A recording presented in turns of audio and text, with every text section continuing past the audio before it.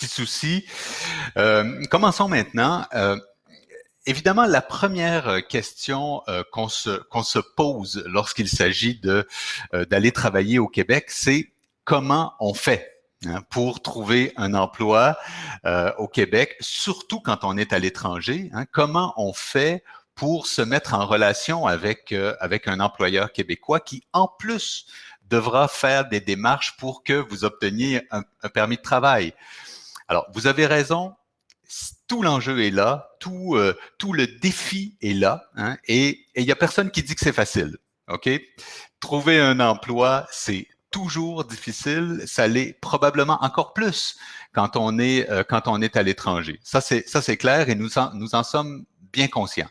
Mais nous, si on est ici aujourd'hui, c'est pour vous parler d'une solution qui, à nos yeux, est la solution la plus intéressante pour vous pour trouver un emploi au Québec. Il s'agit de la mission de recrutement Journée Québec, à laquelle participent des employeurs québécois.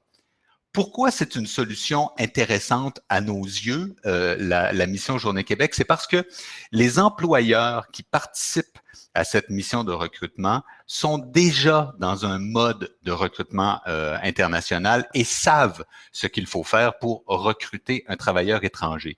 Ce qui n'est pas le cas, vous vous en doutez bien, des entreprises qui affichent leurs offres d'emploi à gauche et à droite sur des sites privés.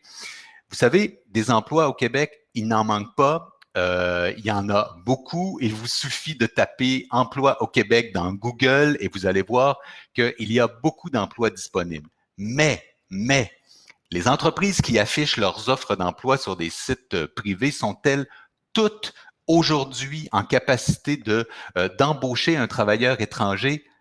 Ça, c'est pas certain. C'est pas certain. Alors que les entreprises qui participent à la mission ou à des missions Journée Québec organisées par le gouvernement du Québec ou ses partenaires, elles le sont en capacité de recruter des travailleurs étrangers. Voilà pourquoi, à nos yeux, il s'agit d'une des meilleures façons pour vous de trouver un emploi au Québec. La particularité de cette mission de recrutement Journée Québec, c'est que ce n'est pas un salon de l'emploi comme vous les connaissez habituellement. D'abord, c'est sur invitation. C'est déjà une différence importante. Vous devez vous inscrire sur une plateforme dédiée. On va en parler plus en détail dans quelques minutes. Vous devez postuler sur des emplois bien précis. Et si vous êtes présélectionné par notre partenaire en emploi qui est Pôle emploi ou par l'entreprise elle-même, alors vous serez éventuellement convoqué à un entretien d'embauche avec l'employeur, donc un véritable entretien d'embauche qui souvent, pas toujours, mais souvent, peut déboucher sur une promesse d'emploi, un contrat de travail. Voilà pourquoi, encore une fois, c'est très intéressant de s'inscrire, de participer à ce genre de mission de recrutement organisée par le gouvernement du Québec. Alors, la prochaine édition de Journée Québec, elle est en cours en ce moment, 2 fois par année, donc elles ont lieu, ces missions Journée Québec. La dernière a eu lieu à l'automne, en décembre 2020. Nous sommes donc à l'édition du printemps de cette mission Journée Québec. Les entretiens d'embauche auront lieu un peu plus tard, au début du mois de juin, du 7 au 12 juin, mais d'ores et déjà, vous pouvez, et je vous invite à le faire si vous ne l'avez pas déjà fait, allez consulter les offres d'emploi. Vous avez jusqu'au 25 mai, date limite pour postuler, donc 25 mai pour postuler aux offres d'emploi. Il s'agit d'une édition 100% virtuelle. Évidemment, COVID oblige, tout se fait en virtuel. On reviendra éventuellement à des missions présentielles avec des employeurs qui se déplacent ici à Paris pour tenir leurs entretiens d'embauche, mais nous sommes toujours dans un mode virtuel. Mais peu importe, c'est le même fonctionnement et les entreprises tiendront leurs entretiens d'embauche par visioconférence.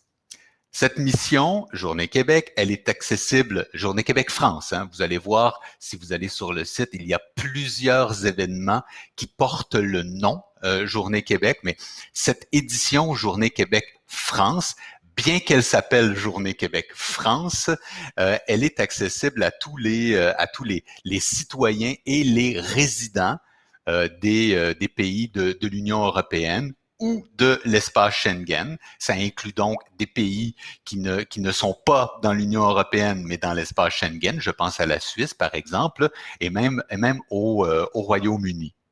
Il n'est pas nécessaire, je le redis, d'être citoyen d'un de ces pays. Si vous êtes résident, si vous avez un titre de séjour légal, que vous habitez en France ou dans un autre pays d'Europe, vous avez la possibilité de participer à cette mission. Il s'agit d'une très belle édition. 78 employeurs participent à cette mission de recrutement, des employeurs qui sont dans différents domaines, on le verra tout de suite après, et ils ont plus de 400 offres d'emploi à offrir pour combler plus de 1000 postes. Donc, certaines offres d'emploi ont plus qu'un poste à combler.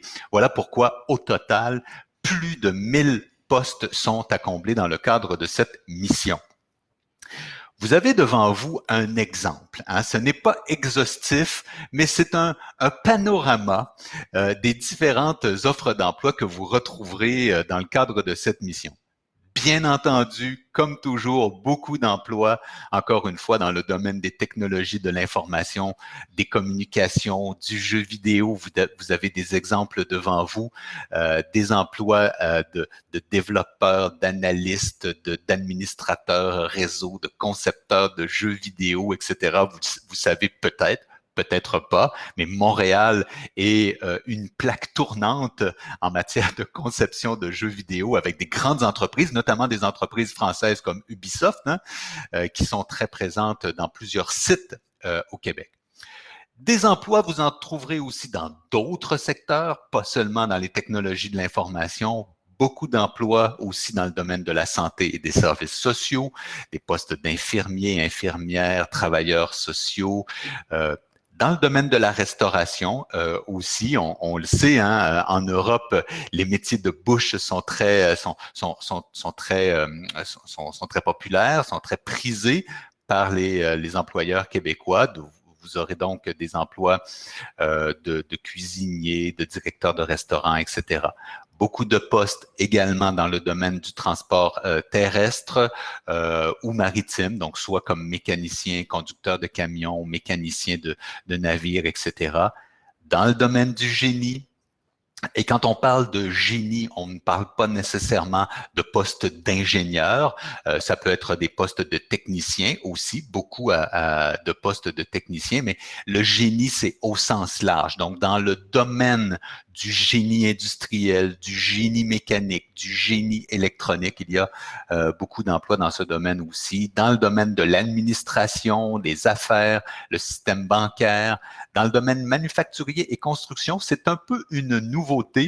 L'émission Journée Québec n'avait pas l'habitude de recevoir beaucoup d'employeurs dans ce domaine, mais vous verrez que cette fois-ci, plusieurs postes à combler dans le domaine du BTP, manufacturier, construction au sens large, et également dans le domaine agroalimentaire. Je le répète, il s'agit d'un panorama non exhaustif. Je vous invite, si vous ne l'avez pas déjà fait, à aller sur le site Internet pour voir les offres d'emploi. Comment ça marche, donc? Vous avez l'adresse devant vous, Journée Québec, au pluriel, avec un S, journéequebec.gouv.qc.ca. Vous pouvez taper aussi journéequebecfr, ça marche aussi.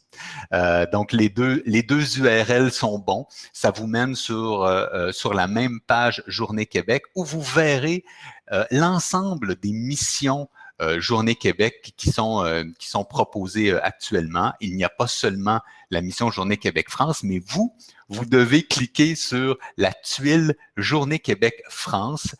À partir de là, vous pouvez cliquer sur le bouton Postuler et voir les différentes offres d'emploi disponibles avant même de créer votre compte personnel. Donc ça, c'est une nouveauté. vous n'avez pas besoin de créer votre espace personnel, votre profil de compétences. Dès que vous cliquez sur le bouton postuler dans Journée Québec France, vous pourrez voir les offres d'emploi disponibles. Si certaines d'entre elles correspondent à votre profil, à votre expérience, à vos compétences, vous pouvez postuler en ligne. Et à ce moment-là, si ce n'est pas déjà fait, vous devrez compléter votre profil de compétences, écrire votre lettre de motivation, déposer votre CV en format PDF. Donc, c'est à ce moment-là que vous pourrez le faire. Vous avez jusqu'au 25 mai pour poser votre candidature, pour postuler aux offres d'emploi. C'est la date limite, hein. Donc, date importante à retenir, 25 mai à 23h59, heure du Québec. Donc, ça, c'est la date importante à retenir. Les employeurs qui souhaitent vous rencontrer, eux, de leur côté, ils auront jusqu'au 1er juin pour vous convoquer à un entretien d'embauche. Donc, ne soyez pas inquiets si jamais vous postulez maintenant et que vous ne recevez pas de convocation à un entretien d'embauche dans les prochains jours. C'est normal parce que la plupart des employeurs attendent à la fin. Presque à la dernière minute avant de convoquer les candidats présélectionnés, les candidats qu'ils souhaitent rencontrer. Donc, ils ont, les employeurs, jusqu'au 1er juin pour convoquer. Et vous, de votre côté, si vous recevez un ou des avis de convocation, vous aurez jusqu'au 3 juin pour les accepter. Ce sera très important pour vous de l'accepter, la convocation, si vous voulez vous entretenir avec l'employeur. Cet entretien, il se fera selon un mode que l'employeur décidera lui-même. Donc, tous les outils de visioconférence sont possibles. Vous recevrez un lien pour un lien de connexion pour Skype, pour Zoom, pour Teams, peu importe. Donc, il se pourrait donc que vous receviez plus qu'un avis de convocation avec des liens différents pour des modes de visioconférence différents. Ça, c'est normal. Donc, les entretiens, je le répète, auront lieu du 7 au 12 juin. On peut passer à la diapo suivante. Et si vous recevez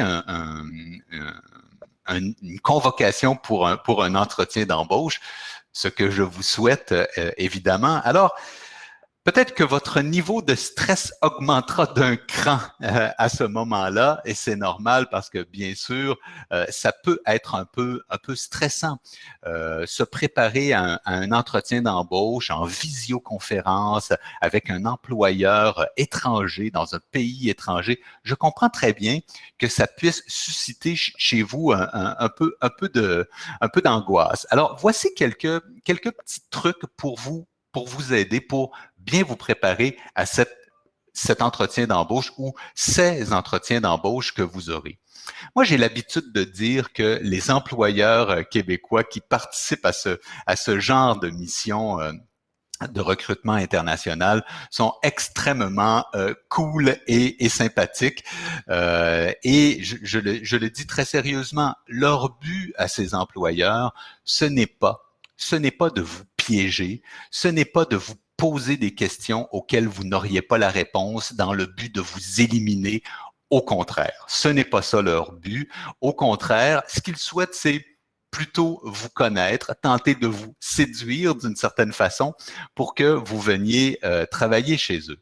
Et comme le temps de cet entretien est assez court, 20 minutes à peu près, hein, c'est assez court, 20 minutes, les employeurs, ils vont aller droit au but et ils vont vous poser des questions sur le travail. Ce qui les intéresse au premier chef, les employeurs, c'est avez-vous les compétences pour occuper cet emploi? Tout simplement. Les questions qu'ils vont vous poser sont vraiment dans ce sens-là. Avez-vous ce qu'il faut pour occuper cet emploi? Alors, parlez-leur de vos expériences, de vos réalisations. C'est le moment de leur expliquer en quoi vous êtes compétent pour occuper cet emploi. Ensuite, l'employeur, il va s'intéresser bien sûr à la personne que vous êtes. Ce n'est pas un test psychologique, mais évidemment, il sera intéressé à savoir si le type de personnalité que vous avez peut se marier avec les autres membres de ces équipes de travail. Et enfin, l'employeur, il va peut-être vous poser des questions sur les diplômes que vous avez. Non pas que cet aspect soit inintéressant, pas du tout, mais aux yeux des employeurs, la plupart du temps, ce n'est pas le plus important, les diplômes que vous avez. Donc, petit conseil, n'essayez pas de l'impressionner avec vos diplômes parce que, encore une fois, ce n'est peut-être pas ce qui l'intéresse le plus, le ou les diplômes que vous avez obtenus. Alors, retenez ceci. Savoir-faire, savoir-être, savoir, dans cet ordre. Hein. Et puis, n'hésitez pas, lors de cet entretien d'embauche, à parler de vous, à parler de vos motivations, de vos projets personnels, pourquoi vous voulez vous lancer dans cette aventure. N'hésitez pas à poser des questions aussi. Vous savez, avec les employeurs québécois, ce n'est pas mal vu de poser des questions, bien au contraire. Il sera intéressé, l'employeur, à répondre à vos questions si vous en avez. Voilà donc quelques petits trucs pour vous aider à bien vous préparer pour cet entretien ou ces entretiens d'embauche que je vous souhaite. Maintenant, parlons plus en profondeur, plus en détail des démarches d'immigration. Parce qu'à partir du moment où l'employeur sera intéressé à vous et souhaitera que vous veniez travailler chez lui, il vous fera signer un contrat de travail ou une promesse d'embauche, si vous voulez. Et le contrat de travail, c'est le début des démarches. Le contrat de travail, c'est ce qui crée le lien d'emploi. On retrouve tous les éléments importants dans ce contrat de travail, les conditions salariales, les congés, la description des tâches. C'est vraiment un document très important. Et à partir du moment où ce contrat de travail est signé, les démarches vont s'amorcer. Et c'est lui, l'employeur, c'est lui qui va amorcer les démarches auprès du gouvernement pour que, ultimement, vous obteniez un permis de travail. C'est lui qui va débuter ces démarches. Ça porte un nom, hein, cette démarche, ça s'appelle une étude d'impact sur le marché du travail. Je n'entre pas dans les détails, mais en gros, ça consiste à vérifier que l'employeur a bien tenté de combler son besoin de main-d'œuvre au Québec avant de se tourner vers le recrutement international. C'est à peu près ça, hein, d'accord? Une étude d'impact sur le marché du travail. Mais je le répète, ce n'est pas vous qui l'a faite, c'est lui. Mais le résultat de cette étude d'impact, si c'est positif, évidemment, ça va se traduire, ça va se conclure par un document qui s'appelle le CAQ, le Certificat d'acceptation du Québec. L'employeur et vous recevrez copie de ces documents, études d'impact et certificat d'acceptation du Québec, le CAQ, et c'est à partir de ce moment-là que vous, dans un deuxième temps, vous vous tournerez vers le gouvernement fédéral canadien pour faire votre demande de permis de travail. Donc, voilà la séquence des événements. Le permis de travail, faire la demande de permis de travail auprès du gouvernement fédéral, c'est pas très compliqué. Ça se fait en ligne. Vous allez sur le site www.canada.ca. Vous aurez besoin de présenter certains documents, dont bien sûr des copies de l'étude d'impact et du certificat d'acceptation du Québec. Dans certains cas, pas toujours, mais dans certains cas, vous devrez présenter aussi un examen médical, les données biométriques que vous pourrez obtenir en vous présentant dans un des bureaux dans un des centres de réception des demandes de visa. Il y en a deux en France, un à Paris, un à Lyon. Il y aura des frais aussi pour vous lorsque vous ferez la demande de permis de travail. On parle de 155 dollars canadiens pour la demande de permis de travail. C'est plus ou moins 100 euros, hein, si on veut faire la comparaison. Et il y aura également des frais pour les données biométriques autour de 85 dollars canadiens. Et donc, après avoir franchi toutes ces étapes, vous recevrez ce qu'on appelle une lettre d'introduction. La lettre d'introduction, c'est pas le permis de travail à proprement parler, parce que le permis de travail, vous l'obtiendrez lorsque vous vous présenterez à un point d'entrée, hein, à l'aéroport. C'est là qu'on émettra le permis de travail comme tel. Mais ce que vous recevrez et ce qui vous permettra de prendre l'avion, hein, pour aller obtenir votre permis de travail, ça s'appelle une lettre d'introduction. Tout ce processus, évidemment, vous vous en doutez bien, ça prend un certain temps et c'est normal. On estime entre 6 et 8 mois les délais, d'accord? Donc, entre le moment où l'employeur va débuter sa démarche auprès du gouvernement, c'est l'étude d'impact, et le moment où vous recevrez la fameuse lettre d'introduction, il va s'écouler environ entre 6 et 8 mois. Ce sont des délais tout à fait normaux. N'allez pas penser que ces délais sont plus longs parce que nous sommes en période de crise sanitaire. Non, pas du tout. Ce sont des délais tout à fait normaux. Le permis de travail que vous obtiendrez sera un permis qu'on appelle fermé. Un permis de travail fermé, ça veut dire qu'il est lié à l'employeur qui vous embauche. Et c'est normal, hein? C'est normal que ce soit comme ça, puisque, rappelez-vous, c'est lui l'employeur qui a fait les efforts pour venir vous recruter en France. C'est lui qui fait les démarches auprès du gouvernement pour l'étude d'impact. Alors, il est normal que ce permis de travail que vous obtiendrez soit lié à l'employeur. C'est un permis temporaire, hein. Par définition, un permis de travail, c'est toujours temporaire. Sa durée est de 2 ou 3 ans et c'est renouvelable, d'accord? Un permis de travail, c'est renouvelable.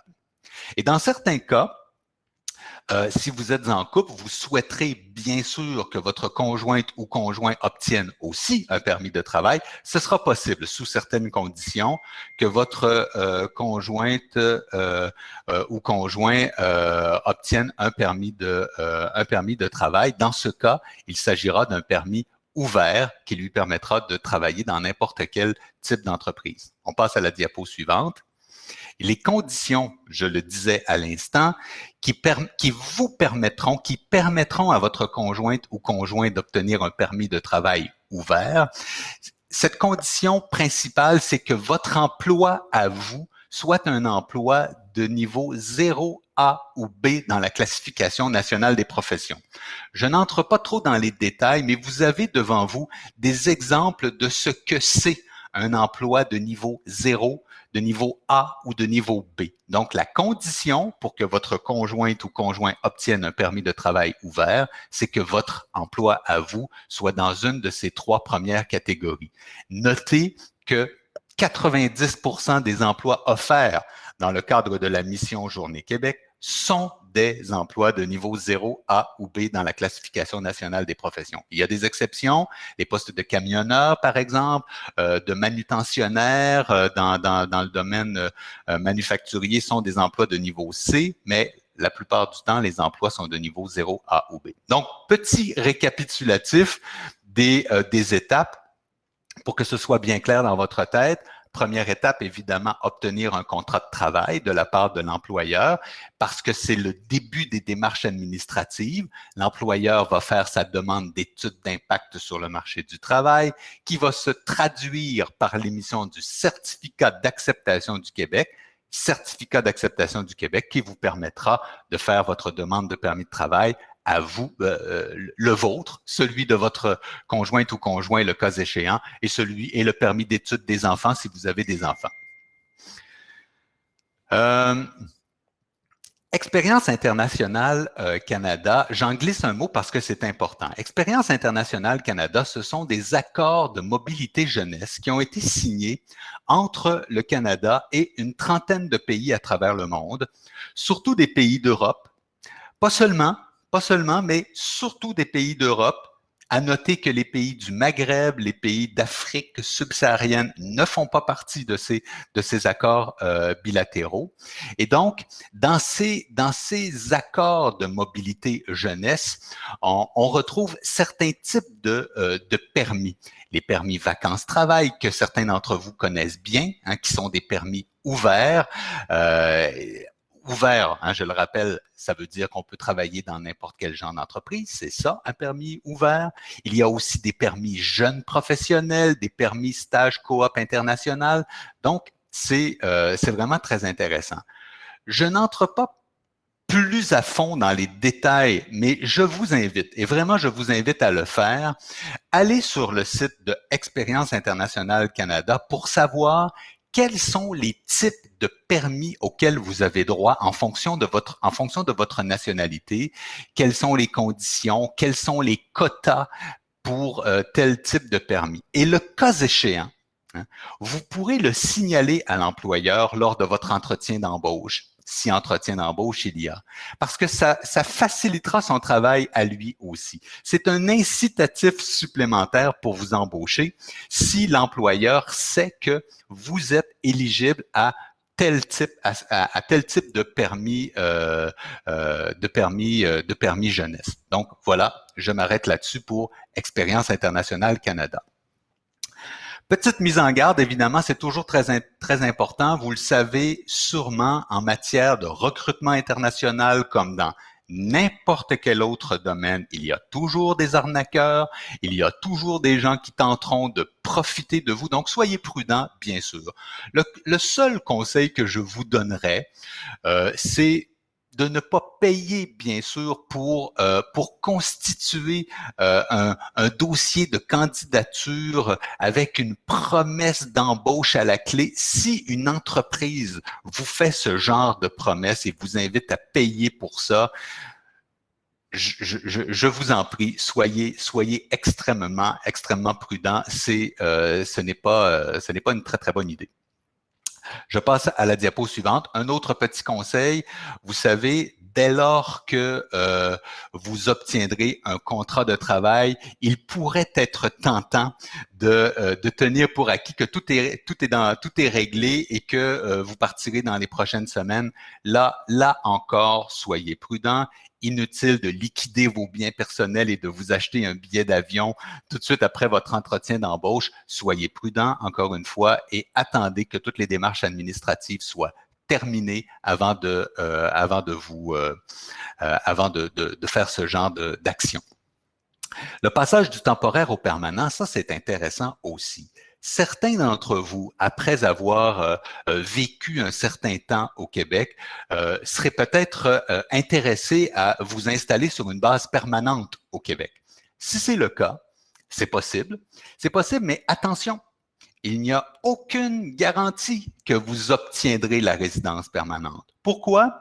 Parce que d'abord, vous devrez respecter les exigences du programme au moment où vous déposerez votre demande, premier élément. Et deuxième élément, le Québec, comme tous les pays dans le monde, le Québec se fixe des plafonds annuels d'admission pour la résidence permanente. Et donc, il n'y a aucune garantie que vous obtiendrez cette résidence permanente. Et donc, ce programme qui permet le passage d'un statut temporaire à un statut permanent, ce programme, il s'appelle le programme de l'expérience québécoise, justement. C'est un programme très simple, avec très peu de conditions à remplir. Les deux principales conditions à respecter pour être éligible dans ce programme, c'est la connaissance du français et l'expérience de travail. Alors, pour les francophones que vous êtes, la connaissance du français, ce n'est pas un problème, mais si vous n'êtes pas francophone de naissance, vous devez prouver que vous avez un niveau de français intermédiaire supérieur, c'est-à-dire un niveau B2 si vous êtes plus familier avec le cadre européen commun de référence pour les langues. C'est un niveau B2 intermédiaire supérieur. Ça, c'est pour la connaissance linguistique. Et l'exigence pour l'expérience de travail, c'est que vous devez avoir cumulé 24 mois d'expérience de travail au cours des 36 mois qui précèdent le dépôt de votre demande. Ces expériences de travail n'ont pas besoin d'être consécutives. Hein. Elles n'ont même pas besoin d'avoir été réalisées auprès du même employeur. Non. L'important, c'est que vous ayez cumulé 24 mois d'expérience de travail à temps plein au cours des 36 mois qui précèdent la demande. Et ces expériences de travail doivent avoir été réalisées dans des emplois dont le niveau de compétence est 0, A ou B dans la classification nationale des professions, c'est-à-dire ce qu'on a vu tout à l'heure. Donc, si les expériences que vous avez cumulées sont dans ce type d'emploi, hein, qu'on a vu, 0, A ou B, dans la classification nationale des professions, dès lors que vous avez cumulé 24 mois d'expérience de travail, vous pourrez faire votre demande de certificat de sélection du Québec. Alors, vous voyez, ici, on ne parle plus de CAQ, mais bien de CSQ, certificat de sélection du Québec, qui mène à la résidence permanente. Je m'arrête là pour ce qui est du programme de l'expérience québécoise. Je vous parle très rapidement aussi d'un service qui existe au ministère de l'Immigration du Québec et dont vous avez peut-être entendu parler. Il s'agit de l'évaluation comparative des diplômes obtenus hors du Québec. On nous demande parfois s'il est obligatoire de faire cette demande d'évaluation comparative. La réponse est non. Aucune obligation, d'autant plus qu'il s'agit d'un service payant. Donc, on ne peut pas obliger les gens à faire cette demande d'études, pardon, pas d'études d'impact, mais d'évaluation comparative. Mais il arrive que parfois ce document soit utile pour les employeurs. Ce document, il peut, dans certains cas, permettre à l'employeur de savoir à quoi correspond votre diplôme dans le système scolaire québécois. Vous savez, les employeurs québécois, ils ne savent pas nécessairement ce qu'est un BTS, ce qu'est un CAP, parce que ce type de diplôme n'existe pas dans le système scolaire québécois. Donc, l'évaluation comparative peut permettre à l'employeur de se situer, de savoir à quoi correspond le type de diplôme que vous avez dans le système scolaire québécois. Mais encore une fois, je le précise, aucune obligation de votre part de faire cette demande. Je termine ma présentation en vous suggérant quelques sites Internet d'intérêt qui peuvent être intéressants pour vous. Et le premier que je vous propose, c'est le site Qualification Québec. Qualification Québec, c'est un organisme qui a été créé pour faire l'évaluation de certaines compétences acquises hors du Québec, hein, des compétences que vous auriez, par exemple, et que vous souhaiteriez faire valider éventuellement par un diplôme. C'était ça l'origine de Qualification Québec. Mais aujourd'hui, le site Qualification Québec, il a une autre utilité pour vous. Parce que c'est un site très intéressant pour vous permettre de connaître les conditions d'accès aux différentes professions. Je vous donne un exemple. Pour exercer votre métier, votre profession au Québec, faut-il être membre d'un ordre professionnel? Est-ce que mon diplôme sera reconnu par cet ordre professionnel? Devrais-je faire des cours supplémentaires d'appoint pour obtenir mon adhésion à cet ordre professionnel? Combien ça coûte, etc., etc. Voilà le genre d'informations que vous trouverez sur le site Qualification Québec. C'est un site qui vous permet aussi, je le précise, de faire des recherches sur le code CNP. Si vous voulez savoir quel est le code de la classification nationale des professions dont on a parlé tout à l'heure, c'est une bonne référence. Un autre site que je vous suggère, c'est le site Un bel avenir pour vous au Québec. C'est un site du ministère de l'Immigration du Québec. Site intéressant parce qu'il contient à la fois des informations sur toutes les régions du Québec. Si vous voulez savoir quelle est la plus belle région du Québec pour vous installer, vous trouverez des informations là-dessus. Mais surtout, vous trouverez des renseignements très utiles sur les démarches d'immigration. Tout ce dont je viens de parler, c'est expliqué en long et en large, en détail sur ce site. Et également, vous aurez une programmation des différentes missions Journée Québec qui sont organisées par le gouvernement du Québec et ses partenaires. Donc ça, c'est intéressant. La diapo suivante, eh bien, je pense que c'est la dernière. On va terminer cette présentation là-dessus. Une date à retenir, le 25 mai, c'est la date limite pour postuler aux différentes offres d'emploi. L'adresse du site, c'est journeequebec.gouv.qc.ca ou journeequebec.fr. J'accueille maintenant mon collègue Amaury qui profitera des 5 dernières minutes peut-être pour me poser verbalement certaines des questions qu'il a vu passer dans la section questions. Bonjour Amaury. Merci beaucoup. Tu m'entends, Paul? Je t'entends très bien. Très bien. Je découvre les questions en même temps que toi puisque Ah oui. je faisais défiler la présentation en plein écran, Ben mais oui. il y a quelques questions. Première question, est-ce que pour les métiers des technologies de l'information, y a-t-il une place qui est faite au profil senior? Et c'est une question très intéressante. La première chose à dire, c'est que il n'y a pas de limite d'âge. Puis c'est vrai que j'en ai pas parlé, mais je profite de ce moment pour le dire. Il n'y a aucune limite d'âge. Même si vous m'avez entendu dire qu'il y avait des permis, des permis offerts à des jeunes dans le cadre des programmes de mobilité jeunesse, ça pourrait donner à penser qu'une préférence est accordée aux jeunes. Ce n'est pas le cas. Ce n'est pas le cas. C'est vraiment chaque employeur qui détermine ses exigences. Et dans certains cas, les employeurs cherchent à combler des emplois avec des gens qui ont beaucoup d'expérience, qui sont des seniors. Donc, n'hésitez pas si vous avez beaucoup d'expérience, il y a des emplois qui justement cherchent des candidats avec beaucoup d'expérience.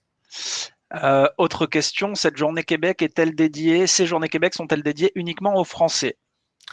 Non, comme je l'ai dit au début de la présentation, mais je me permets de le répéter, si vous êtes un résident ou un citoyen d'un pays d'Europe, que ce soit un pays membre de l'Union européenne ou de la Suisse ou de la Norvège, qui ne sont pas des pays membres de l'Union européenne, vous pouvez participer à cette mission. Et si ce n'est pas votre cas, si en ce moment vous êtes dans un autre pays, un pays d'Afrique ou un pays du Maghreb par exemple, sachez que les bureaux du Québec qui sont dans ces régions-là organisent eux aussi des missions de recrutement pour le Maghreb et pour les autres pays d'Afrique. Donc, soyez attentifs. Si ce n'est pas déjà le cas, si ce n'est pas déjà fait, abonnez-vous à la page Facebook Choisir le Québec. Et grâce à cette page Facebook Choisir le Québec, vous serez tenu informé de toutes les missions organisées par les bureaux du Québec à l'étranger, que ce soit en France ou ailleurs. Au bout de combien de temps peut-on changer d'emploi avec un permis fermé? Comme je l'ai dit, un permis fermé, c'est d'une durée de 2 ou 3 ans, mais il peut arriver effectivement que pour toutes sortes de raisons, ça ne fonctionne pas et que vous souhaitiez, que vous perdiez cet emploi ou que vous souhaitiez en changer. Si c'est le cas, cela ne fait pas de vous un illégal sur le territoire, hein, bien sûr, parce que le permis de travail que vous avez, c'est un titre de séjour légal et vous pouvez rester sur le territoire avec ce titre de séjour jusqu'à son échéance. Il n'y a aucun problème et vous pouvez changer d'emploi. Mais attention, si vous souhaitez changer d'emploi, charge à vous de trouver un employeur qui, à son tour, devra faire des démarches pour l'étude d'impact et que vous obteniez un nouveau permis de travail. Donc, ce n'est pas impossible, c'est un peu compliqué, mais c'est faisable. On a plusieurs questions. Est-ce qu'il y a des offres d'emploi dans le cadre dans le secteur pharmaceutique et des biotechnologies? Je vais plutôt résumer. Donc, je vois, est-ce qu'il y a des offres d'emploi dans le domaine de la construction? La réponse est oui, mais d'une manière générale, est-ce que s'il n'y a pas d'offre dans mon secteur, que faire? S'il n'y a pas d'offre dans votre secteur, Vous savez qu'il y a d'autres missions de recrutement. Je vous invite à aller voir ce qu'ont à offrir les partenaires du gouvernement du Québec en matière de missions de recrutement. Je vous le dis très rapidement, les organismes Montréal International, Québec International, la Société de développement économique de Drummondville organisent eux aussi des missions de recrutement qui portent le nom Journée Québec et qui accueillent des entreprises dans des domaines divers. Il n'est pas impossible donc que si vous ne trouvez pas d'emploi pour vous dans le cadre de cette mission, vous puissiez en trouver dans des missions organisées par nos partenaires. Encore une fois, libre à vous aussi de faire d'autres genres de recherches, des recherches sur des sites privés, par exemple. Vous avez le droit, bien sûr, de faire ça, mais la mise en garde, c'est que, évidemment, si vous postulez à un emploi que vous trouvez sur un site de recherche d'emploi privé, il n'est pas impossible que l'employeur vous dise que vous êtes très intéressant, mais que pour lui, c'est un peu compliqué d'embaucher un travailleur étranger. Si ça vous arrive que vous tombiez sur un employeur qui aimerait bien vous embaucher, mais qui trouve que c'est un peu compliqué de recruter un travailleur à l'étranger, dites-lui, parce qu'il ne le sait peut-être pas, qu'il existe un service au ministère de l'Immigration pour accompagner les entreprises qui souhaitent recruter un travailleur étranger. Donc, il est dans votre intérêt de savoir que ce service existe. Encore une fois, si ça vous arrive de parler à un employeur qui aimerait bien vous embaucher, mais qui hésite, hein, suggérez-lui de recourir aux services aux entreprises du ministère de l'Immigration du Québec. Merci Paul. Je pense que c'est la fin du webinaire. Je vais c'est quand la même fin, essayer de poser encore les 3 dernières questions et ce sera les dernières questions qu'on va prendre. Et j'essaierai d'y répondre rapidement. J'ai un diplôme de l'université de Sherbrooke. Est-ce que c'est un avantage? Oui, c'est un avantage. Oui, c'est un avantage parce que, évidemment, l'employeur, il sera familier avec ça. Il la connaît, l'université de Sherbrooke. Alors, est-ce que c'est un avantage pour vous, mais les démarches seront les mêmes. Si la sous-question, c'est est-ce que les démarches d'immigration seront facilitées parce que vous avez un diplôme d'une université québécoise, la réponse est non. Mais l'employeur sera sûrement très intéressé de savoir que vous êtes allé faire des études au Québec. Autre question, si je suis titulaire d'un CSQ, quelles seront les démarches que je vais entreprendre si je suis recruté dans le cadre des Journées Québec-France? Si vous êtes titulaire d'un certificat de sélection du Québec, j'imagine que vous avez déjà entamé les démarches pour l'obtention de la résidence permanente. Est-ce que c'est ça que je dois comprendre? Oui, c'est quelqu'un qui a déjà un CSQ mais qui n'a pas encore sa résidence permanente. Donc, évidemment, à défaut d'avoir la résidence permanente dans les prochains mois et que vous voulez être embauché par un employeur, vous aurez besoin d'un permis de travail. Merci. Je viens de mettre dans le chat une invitation pour que vous puissiez assister au webinaire que nous animons demain à 18h avec les agences de développement économique du Québec. Dans le cadre de ce webinaire, nous allons rapidement parler des Journées Québec. Nous allons les agences de développement économique vont présenter un peu plus en détail leur région et les entreprises qui participent aux Journées Québec. Mais également, ce qui est intéressant, c'est que vous aurez la chance d'assister à d'entendre des témoignages de travailleurs qui ont été recrutés dans le cadre des précédentes éditions des Journées Québec et qui vont pouvoir vous parler de leur expérience des Journées Québec, mais également de leur vie sur place au Québec. Et la toute dernière question, est-ce qu'il y a des offres de stage à pourvoir dans le cadre des Journées Québec? La réponse est non. Néanmoins, je vous invite, si vous cherchez un stage au Québec, à vous rapprocher de l'Office franco-québécois pour la jeunesse, www.ofqj.org, qui est un organisme qui a différents programmes de mobilité au Québec pour les jeunes de 18 à 35 ans, et notamment des programmes de stage pour les étudiants, mais également des programmes de stage pour les demandeurs d'emploi. Si vous êtes jeune diplômé et que vous cherchez une expérience, une première expérience de travail au Québec, l'OFQJ, en collaboration avec Pôle emploi, a un programme de stage de perfectionnement pour demandeurs d'emploi. Je te laisse le mot de la fin.